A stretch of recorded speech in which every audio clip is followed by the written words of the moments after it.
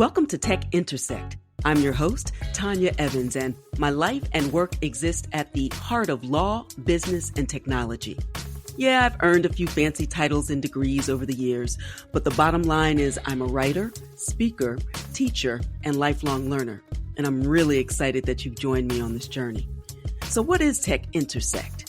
Well, it's authentic, empowering conversations with really interesting guests who demystify complex topics to prepare you for the future. Because your future is now. And it exists where law, business, and tech intersect. Get ready to listen, learn, and leverage. Let's get started. Hey, everybody. In this episode of Tech Intersect, I welcome Matt West to the show. Matt is a scientist by training and background and the first crypto developer to run for Congress. For the last 7 years, he's worked as a development engineer at Intel, and he designs the laser-based manufacturing processes used to build the latest chips powering our computers and cars and homes. So he's worked at the leading edge of technology for quite a long time now, but now he wants to take his deep expertise in science and head to Washington, D.C. to address and to solve some of the 21st century's most pressing concerns. Matt is also the first congressional candidate with cryptocurrency development experience in decentralized finance, or DeFi.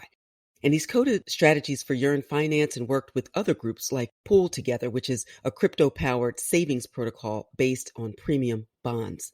Matt believes DeFi has the power to create a financial system that works for everyone, but only if people who understand it help to craft legislation that calibrates regulation with innovation. So we explore all of that in this interesting and engaging conversation about the future of work, wealth, and creativity, and where inclusion and equity fit in. I'm sure you will enjoy this conversation as much as I did. So keep listening. Now, a quick note, and then we'll hop into the episode. If you've tried to figure out crypto, DeFi, and NFTs all on your own on YouTube and Podcast University, I invite you to visit advantageevans.com and really learn how to buy and store and trade crypto and NFTs and to access DeFi safely, legally, and confidently. Advantage Evans Academy offers prof-guided on-demand and cohort-based courses, as well as engaging and informative and really fun membership club opportunities. That's my AE Explore Live Club for as little as just $99. And I'll help you transform your relationship with money, generate wealth in the new digital cash economy, create digital ownership streams that lead to actual generational wealth, vet, buy, store, trade, earn, and sell crypto, engage in DeFi and lend to leverage your crypto holdings, and to create, buy, and trade creative and collectible NFTs. And we do all of that in a wonderful community of like-minded, lifelong learners ready to get in and to win. So if this sounds like you, join us. Visit advantageevans.com to get immediate access to resources and our session schedule for 2022. Before we hop into the ep, please take a moment to follow this podcast and then like, share, and comment so that others who would benefit from this content can find it.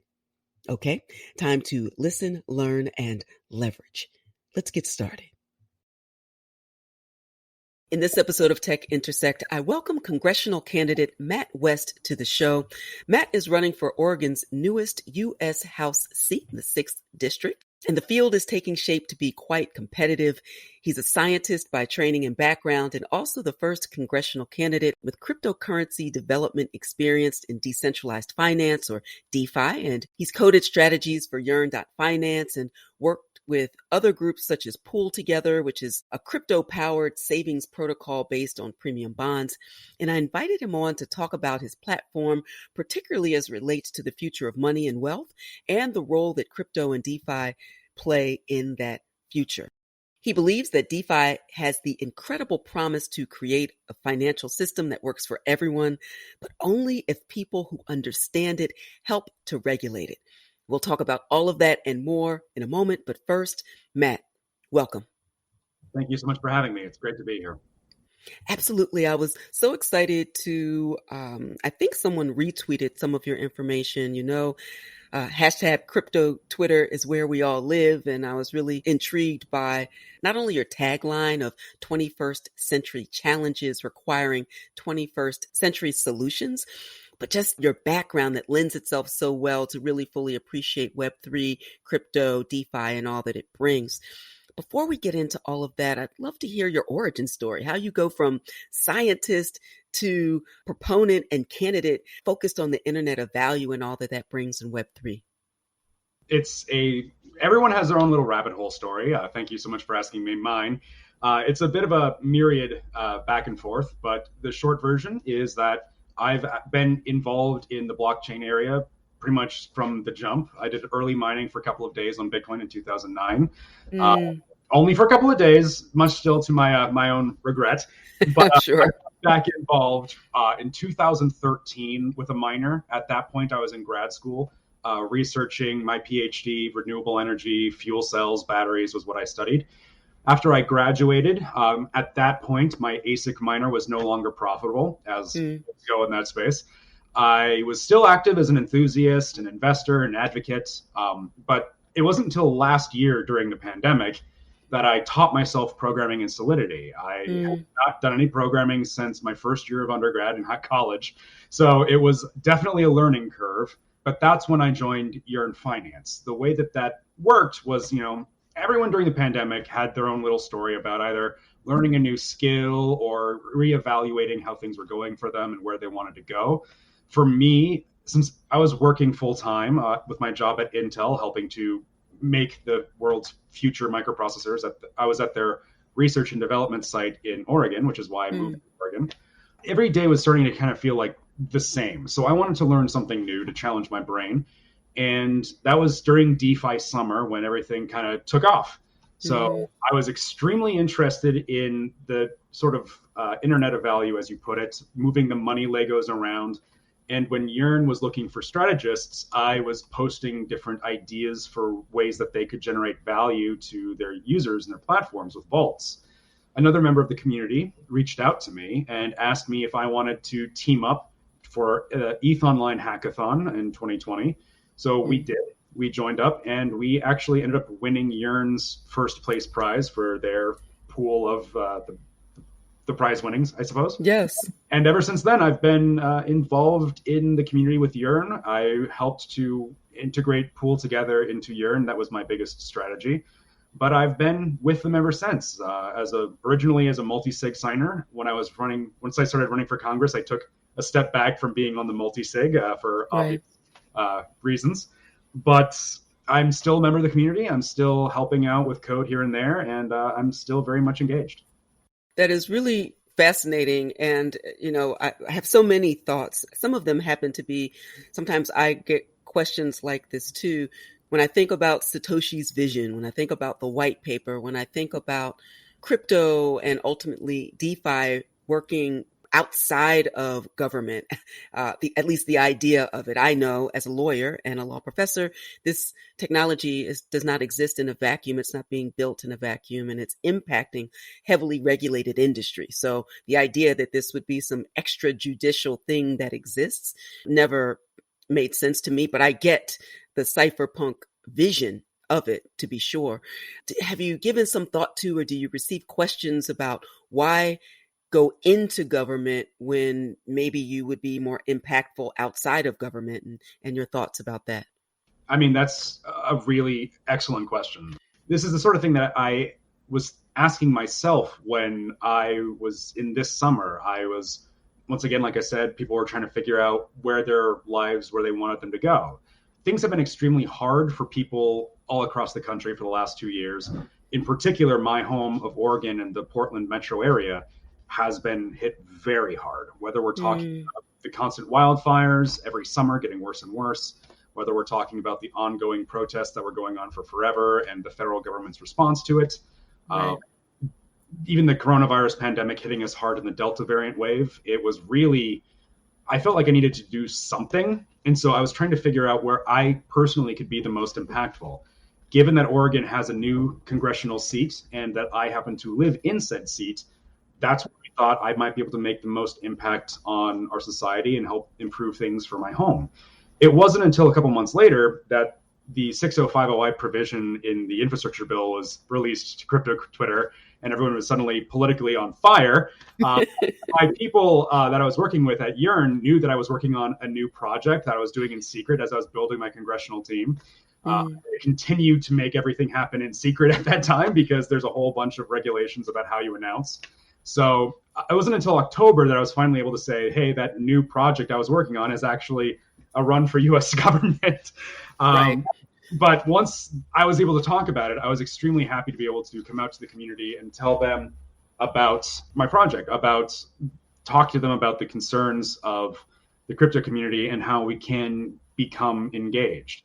I've always been on the same page as you, where people talk about how, we can exist outside the governmental spectrum. We can do our own thing.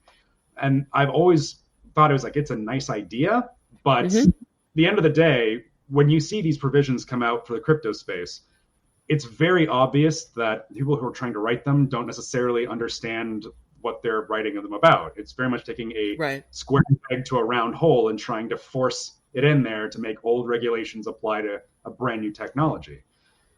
That sort of bad regulation will not destroy crypto. It won't make Bitcoin or Web3 or any of the blockchains that currently exist go away. It will make them go offshore.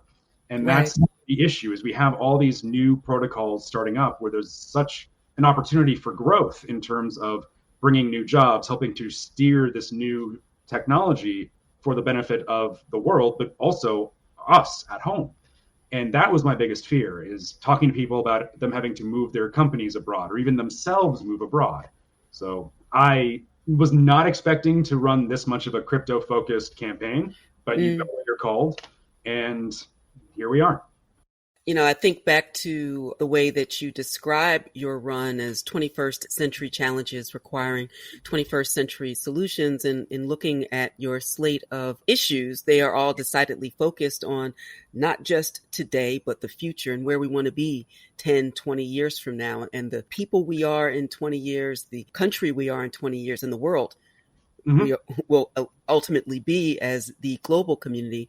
Those issues are decided today. Climate change, what the future of wealth and money and work look like, certainly healthcare. And that was before the pandemic, which it's been accelerated by the pandemic. Certainly protecting seniors. I saw a lot of your work and thoughts around that. And of course, blockchain and crypto. And it makes me think of, it requires, and I believe that you agree, that legislators who understand the technology that will serve as the rails and the framework for everything I just mentioned, everything that you're running on. Share your thoughts to what is missing in Congress, or what might be broken as it relates to crypto, blockchain, DeFi, and why you are well positioned to provide or solve for those issues. Thank you. You're absolutely spot on there. I do have a fascination and a sort of enamorment with the ideas of like the future of where we can go as a society.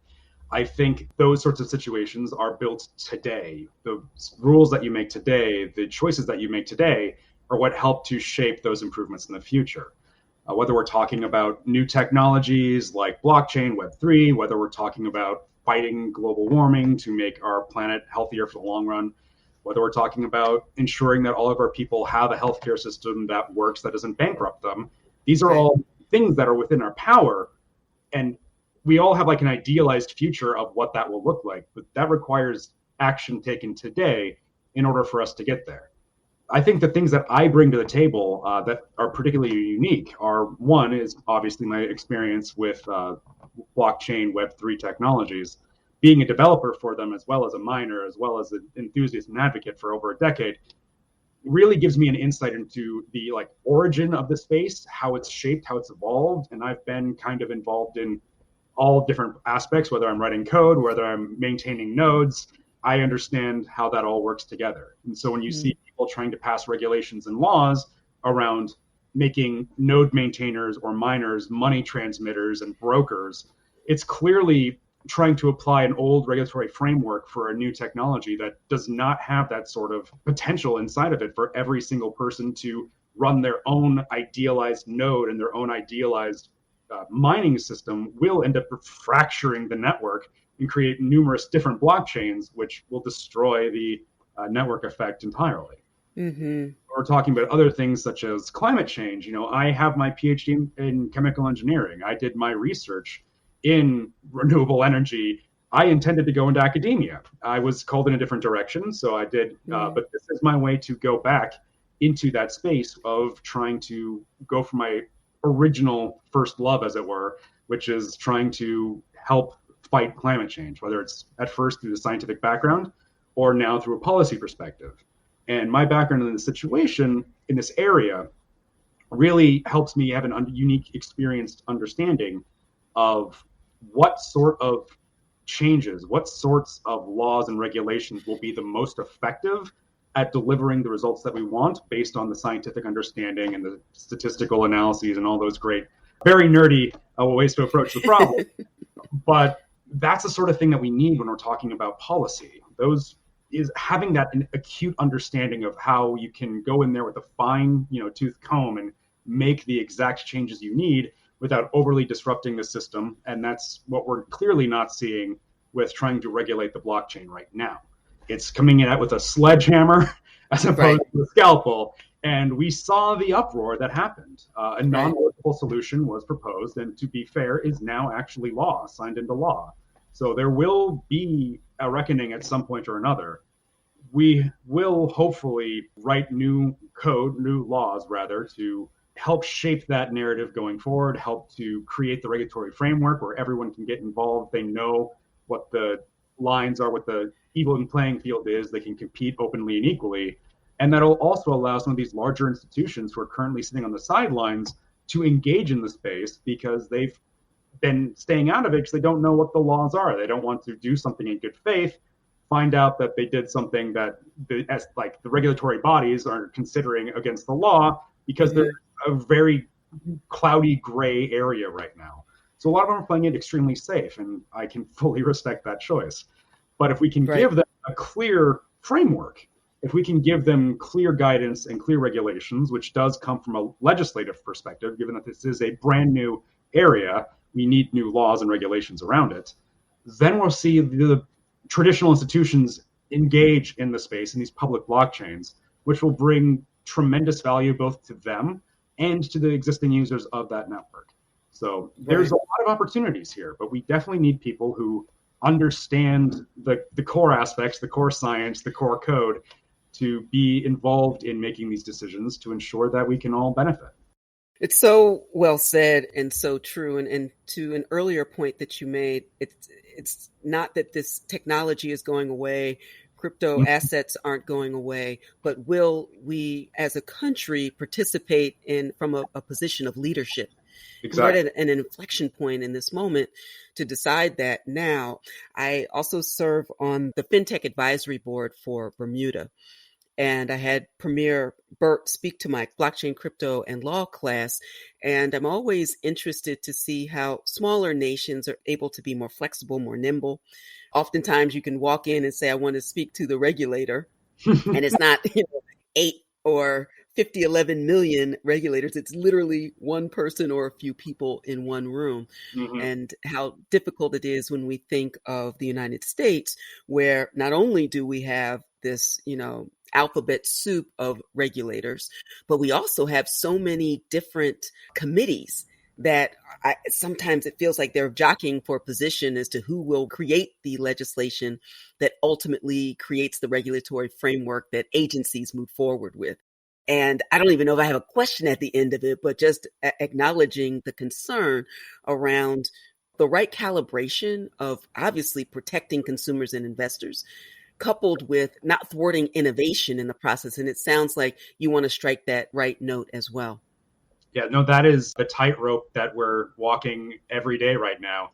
This is a brand new technology. There are new use cases that are coming out on a monthly cadence, it seems, where we had never even considered the possibility of that use case beforehand. If you even go back to something that you're very familiar with, MakerDAO, the over-collateralized loan for a stable coin that's roughly equivalent to the United States dollar based on market forces is a brilliant idea. That would never have existed in traditional space in any way. But now that we can do this all on chain, trustlessly, and in an over collateralized way, so that the entire system is inherently secured because it's over insured, more or less. Right. These are things that would not have happened if we had a very strict regulatory system to begin with, where every person who wants to start a new project has to go through this regulatory framework, spend a year, 2 years, 3 years going through the whole process.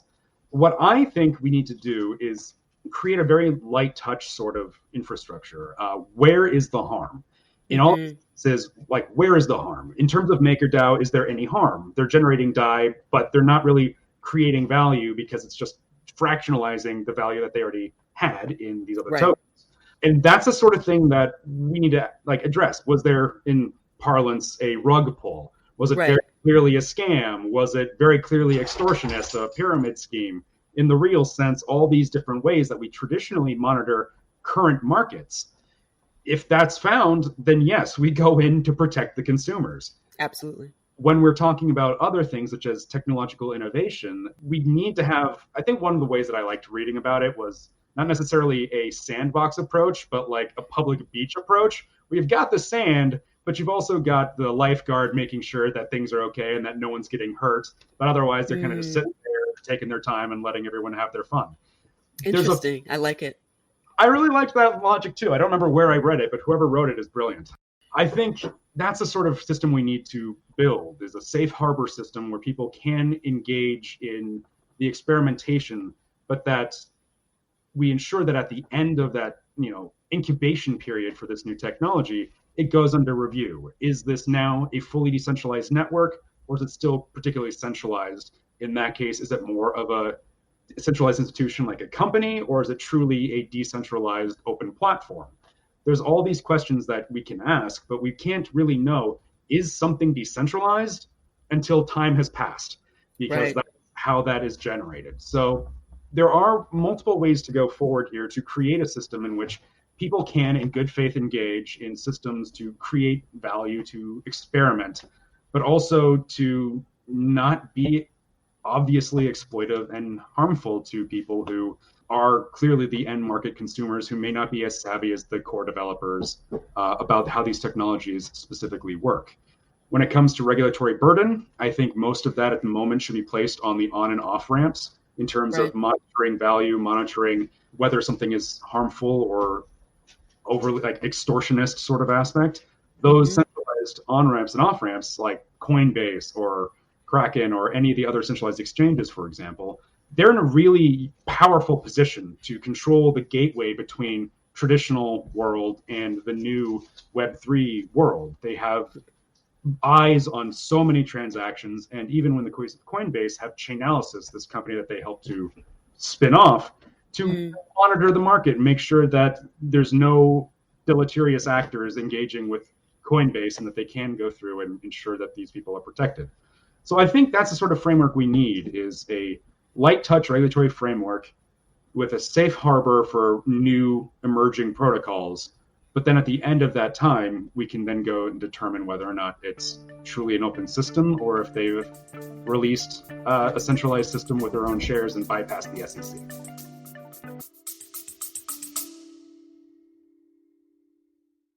You love listening to podcasts, but have you ever thought about starting your own podcast? Maybe you want to build a brand, grow your business, or are looking for an excuse to talk about your favorite hobby. Whatever your reason for making a podcast, Buzzsprout is the place to start.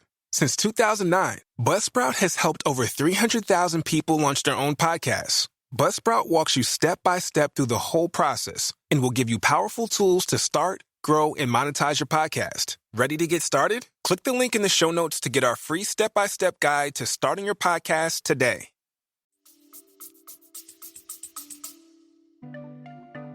We hope you're enjoying this edition of Tech Intersect. Our conversation will continue in a moment, but first, a word on an exciting opportunity.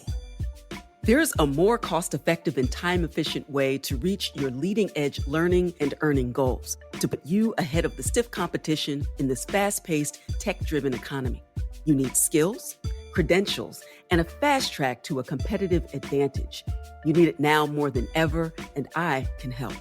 The Advantage Evans method puts you ahead of the curve with condensed, comprehensive online courses, curated content to leverage your current skills and expertise, live coaching, networking opportunities, and more. Upcoming courses include From Cash to Crypto to help you buy your first Bitcoin, and there are 2 ways to get your advantage. Advantage Evans Encore gives you maximum experience for your total competitive advantage and access for 1 year. It includes a live welcome and modules on terminology, buying and selling, exchanges, mining, earning crypto, trading and investing, and also several of the legal issues you need to know in order to be safe and secure as you enter this space. That includes tax compliance, how to plan for a Bitcoin estate, and securities laws to make sure you avoid any legal unforced errors. Now, Advantage Core gives you the essentials. It's a short course to give you what you want and the support you need to buy your first crypto in as little as 3 weeks, with access to the information and replays for 3 months. And if you're not quite ready for your Advantage and want a sneak peek to try before you buy, then register for a free masterclass where I share my Crypto 101 success checklist and cover current hot topics in crypto. So there truly is something for everyone, including you, to get in on the fast track and learn and earn in the digital economy. Visit AdvantageEvans.com to get started. That's AdvantageEvans.com. And now, back to the conversation. In addition to serving as a professor at Penn State Dickinson Law School, I have my own online education platform, Advantage Evans, as well. And we describe that onboarding and offboarding as that moment in time where you go, is the hashtag for those of you listening, from cash to crypto, right? Hashtag from cash to crypto. Those are those moments where you absolutely have regulatory opportunities to ensure that the system is sufficiently calibrated to keep an eye on bad actors, because bad actors are bad for the entire industry, not the least of which are the people who end up being harmed, but just cast, a complete shadow over the entire industry. And that is oftentimes when you see regulators and legislators coming in with a sledgehammer that does, a disservice to the entire ecosystem, to be sure. Amen. As you were talking, it made me think of the recent hearing regarding stablecoins. And I think of good friend Dante Disparte from Circle, who was testifying, among others, talking about USDC. What are your thoughts about, given what your views that you've just shared regarding regulation more broadly, about stablecoins specifically, given their import in decentralized finance in particular? I mean, that's a phenomenal question. We've already spoken a bit about Maker and its particular use case for creating stablecoins. So I'll kind of put a pin in that one. When they were talking on the Hill, there was one person whose name is currently escaping me, who was talking about the various stablecoins and started off by talking about Tether, then talking about Circle and USDC, and then talked about what's essentially very similar to Maker, Abracadabra, with its over-collateralized magic internet money, which the name is clearly quite flippant. I will not that argument against them, but I think what was brilliant about that moment is that there was 3 very different solutions, 3 very different modes of operation, which they were equating as the exact same thing. That is clearly meaning that there's a misunderstanding in that exact moment as to how broad and diverse the space truly is. For example, It's well known within the area that Tether is kind of a shady, sort of opaque company who does not really let people look at their access of their balance books, which, yes, I really do think we need to have some more oversight into that. Granted, they're not a U.S. company. How we engage in that way is unknowable. Circle, USDC, is already considered to be dollars basically by the U.S. government. They are backed 1-to-1 by definition, and they are already allowed for banks to transfer value between them on the Ethereum mainnet, or even other side chains like USDC currently resides on as well. So that is a solved problem. That's like, there have been instances where there has been fraud and Circle locked that account and redistributed the funds back to others. That is Right. clearly operating within a framework that is essentially like the US government went to them and said, we need your help. They complied immediately. End of story in my book. Then Right. the over collateralized loans, which is not really generating value. It's unlocking the value that is already currently there by fractionalizing it to a set point, a Right. account. I think that there's a lot of room here for various solutions, but they're clearly not all the same. And Right. what I think a lot of these folks may miss is that this is an opportunity for the US dollar in a way that is pretty much new in like unheard of before, where the primary unit of account in the crypto space, in the blockchain Web3 space, is now essentially by default denominated to the United States dollar. That Right. really extends the reach and power of the dollar in terms of everyone in the world now has an understanding of how much one Bitcoin is worth in both their current local currency and US dollars. Mm. Like an extension of the euro dollar, and in a way might be a way to like convert the older concept of the petrodollar into like the crypto dollar. Right. It's a real opportunity for the United States to extend the influence of our native currency. And in the case of solutions like Circle, there is no monetary printing power that Circle has. That still resides at the Treasury. So that's a huge opportunity for the United States to expand the demand and value of the dollar through a completely new network while still maintaining relative authority over the printing process and the ability to stop bad actors. It's such a critical, I see it as this existential mindset shift that has to occur. I remember, at a much smaller scale, the first moment where, the synapses were firing and the light bulbs were going off. And you mentioned earlier this idea of the rabbit hole experience, that you get just enough. And then there are 10 other questions that you suddenly have that takes you further and further and further.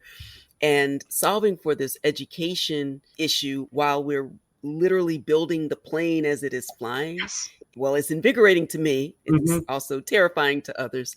And finding the sweet spot to calibrate that is going to be the magic. And I love your thought process in really explaining it quite well with great examples. And I think that's going to go a long way, particularly because I know of the blockchain caucus and they need new members. They need more members. They need you. I'm more And so in your organization. Excellent. A couple more things, and then I will make sure that you get back to your day to hit the ground running to continue on your quest. I was on Chris Brummer's FinTech beat recently. I was joined by a couple of folks. In fact, Dante Disparte was on, Carmel Cadet, who is working on some really important projects to bridge the divide between TradFi and DeFi. And we were talking about the role that diversity, inclusion, and equity plays in a space where, if technology is always agnostic, as sometimes people will argue, then we won't replicate the ills of systemic racism, sexism, and all the other isms in Web3 with decentralized protocols. But we also see a lot of whales in the space. We see a lot of whales even participating in NFTs. I happen to believe not only in the power of crypto to democratize money, but also the role of NFTs to democratize creativity and collectibles and some of the other uses of non-fungible tokens because of that decentralized nature. But there are some concerns that not only as a matter of consumers and investors, but also those participating or having access to participation in the build and the framework and coding and things of that nature may end up, even without a plan necessarily to do so, to replicate some of these systemic ills. So your thoughts on the importance of equity and inclusion in the DeFi and crypto space as well? Absolutely. I mean, that is, you described the scenario, in my opinion, like very perfectly. The technology itself is agnostic. However, humans have biases. No matter how aware of them you are or how much you try to fight them, everyone has their own internalized biases of some way or another. And what you bring to the table in terms of trying to create something new, you don't necessarily know that you're bringing them with you, but that's the situation. For example, I cannot say how many times I've seen female creators in the space undergoing certain different pressures that necessarily the men don't have to go through. How many times I've seen women on crypto Twitter and Telegram and other chats specifically call out that they're really excited about the space, that they're really excited about the technology and what it does. They are occasionally uncomfortable with the current state of the culture. And I think that is an opportunity for improving the space for others.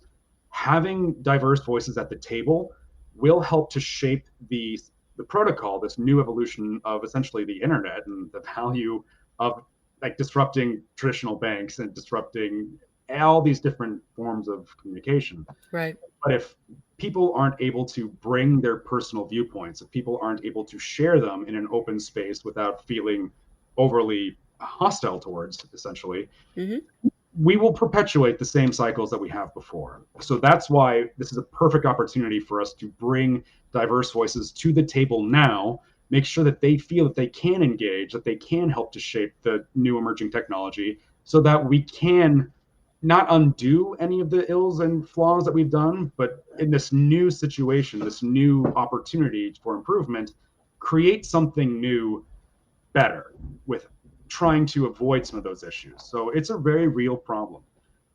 I do not have an ideal solution for it, unfortunately. I wish I did. But I think the most important thing is to encourage those who have a different opinion to be able to speak. You can have good faith discussions. You can have debates about whether you agree with them or not. But the really important thing is, do they feel safe to speak their concerns? Do they feel safe to disagree? And if they don't, then you're going to be blind to their concerns. You're going to be blind towards that lack of a welcoming nature, and we're going to perpetuate the same ills again.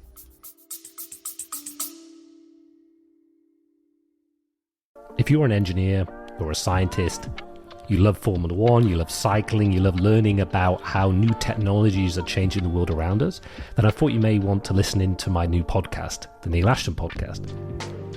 We talk to leading engineers and scientists from around the world, hear about their life stories, hear about new technologies, and hopefully educate you and give you a better sense of how key things like machine learning, artificial intelligence, supercomputing are changing the world around us. If that sounds like it's something you might like, you should come and have a listen.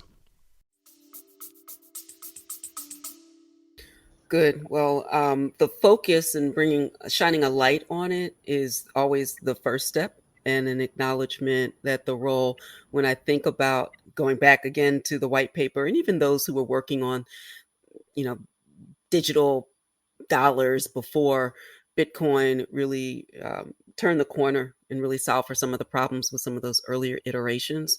When I think of crypto being technology and finance coming together, having this awesome baby, when I think of technology and I think of finance, those areas have their own challenges, and crypto is a microcosm of that, not intentionally so by any stretch, but just to be mindful of it and proactive is always going to advance the ball for everyone. Amen. This is a opportunity for us to completely I don't want to see the word redistribute, but rebalance these the scales. We have in the traditional finance world so many tools that have had people locked out of being able to engage with them for decades, for generations. One of the biggest things that Democrats love to talk about is like banking the unbanked, the democratization of value and of money and of the internet. That is something that Web3 and blockchain is uniquely positioned to be able to do. We are disrupting the traditional finance sector. We are creating networks where users generate value. That value is then shared back to those users, as opposed to right now it being siphoned off to the big 5 tech companies who then sell targeted ads and all that stuff that we're well aware of being an issue. This is a key moment for us to do better.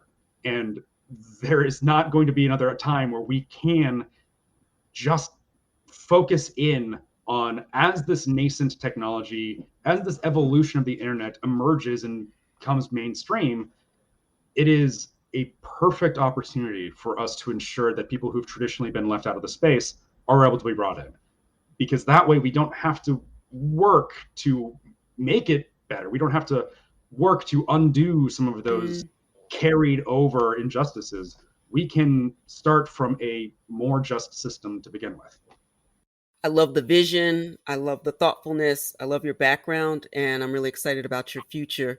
Please, oh, I forgot this one thing that I was also excited about, but it ties into the last thing that I want to ask of you, which is, how listeners can connect with you and learn more about your platform and your campaign, but also the fact that not only do you accept fiat, but you also accept crypto through BitPay. So tell listeners how they can connect with you, with your campaign, and also if they care to donate, how they can do that either in fiat or in crypto. Thank you so much for that segue. Accepting crypto from the beginning was a huge thing for me. I mean, you can talk to my campaign team about the number of tables I flipped in order to make sure that we had a working donate button in crypto from the get-go. We actually were supposed to launch on a Tuesday, and we delayed the launch until Friday, specifically so that when I launched to people, they could choose to go and donate in crypto instead of dollars. I wanted from the cradle basically to reinforce that I am one of the community, that I'm here to be their voice in a time where they clearly feel like they need it. So in terms of how to engage with the campaign, there's a few options. The first and foremost would be to go to my website, www.mattwestforcongress.com. Extremely straightforward. When it comes to donating, that is a huge thing for us right now. It is the end of our first financial quarter. And that is going to be the moment that at the end of the year, when we cut off the first financial quarter and we release that statement, is going to shape the narrative in Washington and along the big wigs in the party, is whether or not this campaign is real, quote unquote, or if it's a one issue, quote, also ran. Right. In this case, I think it's interesting for the crypto community because we've historically been proudly apolitical, as you mentioned earlier, trying to be outside the system, which is great in theory.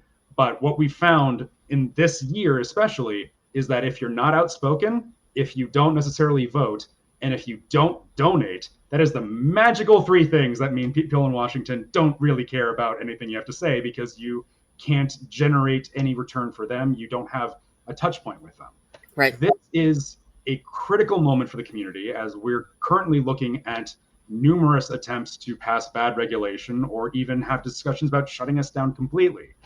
I guarantee the community that if this campaign can generate like $2 million from the crypto community, Washington will listen. Right. That is, you will turn heads on a swivel in Washington as they realize that we're willing to stand up and defend for this $2 trillion+ industry and community that we've built in like a decade. That is a shockingly short period of time for the growth and evolution of this entire space. Right. So please, if you can donate, please do so. It's mattwestforcongress.com.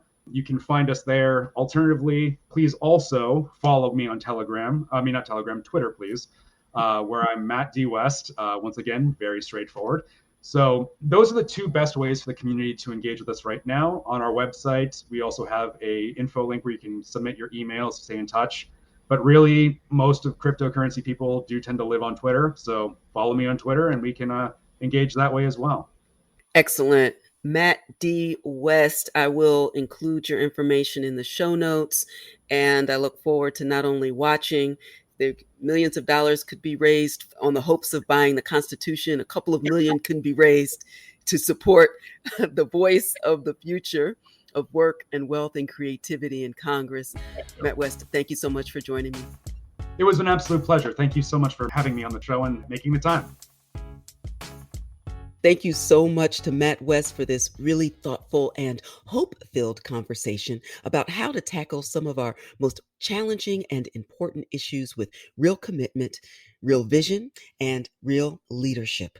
From climate change to the Internet of Value, to the type of legislation that leads to regulations in the crypto space that protect consumers, investors, Web3 businesses, the economy, and the crypto ecosystem. It is possible, folks. And it's essential, at least if the United States plans to lead this race and not stumble and fall before the finish line. Before we sign off, I want to wish you and yours a happy, healthy, and safe holiday season and a new year. I have many, many really exciting education opportunities coming up in 2022, not the least of which begins this week on December 26th. Through January 1st, I am running a 7-day email course. Explore 7 days of crypto, all new resources, all new information, a way for you to quickly, safely, and confidently create that wallet you didn't create in 2021. Set up that exchange account, start lending and earning interest, figure out how to create or buy and leverage NFT assets, and most importantly, how to protect your assets to avoid scams and rug pulls and hacks so that you and your crypto assets are safe. Go to advantageevans.com for a special opportunity to explore 7 days of crypto, one email a day, info rich, to help you get in and win so that you are ready to hit the ground running in the new year, in the new economy. Let's go. Let's grow. Visit advantageevans.com for more information. Before we sign off, please take a moment to like, comment, and share this episode and this podcast with your networks. Follow me on social media and let me know what topics you'd like to hear more of and who you want to hear more from. Really exciting episodes leading all the way up to and through the 100th episode is coming up. I have lots of surprises, lots of great guests. Really excited about this lead up. Thank you for rolling with me for all of these episodes, and no sleep till episode 100. Happy holidays again to you and to yours. All right, that's all for this episode. Until next time, continue to shine. Stay in touch with host Tanya Evans via your favorite social media. On Twitter at Tech Intersect and on Instagram via the handle Tech Intersect. This podcast has been produced by Stephanie Renee for Soul Sanctuary Incorporated.